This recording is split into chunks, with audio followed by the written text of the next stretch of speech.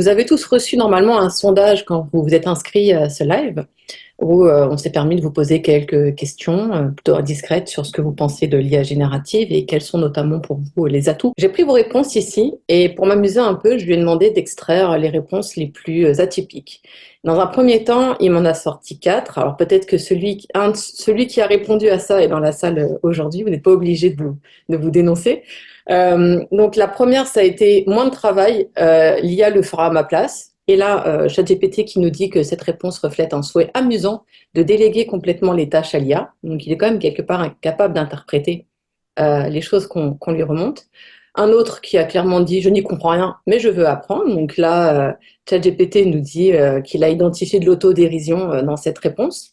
La troisième est intéressante parce qu'en fait, là, on voit bien un exemple de ChatGPT qui n'a pas su interpréter finalement une erreur de frappe, ce que je lui ai précisé par la suite, et il s'est repris.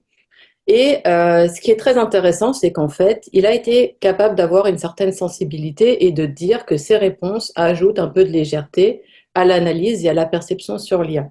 Donc, on est quand même en droit de se dire à un moment donné, il y a peut-être dans ces algorithmes une capacité aussi à faire ressortir un peu des émotions. Il ne faut pas oublier qu'il y a aussi beaucoup d'études sur tout ce qui est les réseaux de neurones.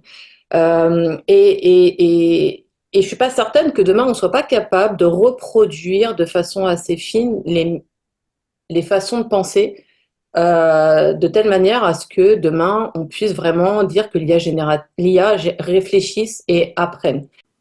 Merci d'avoir regardé. Likez, commentez, abonnez-vous pour découvrir d'autres cas d'usage de l'IA en gestion de projet.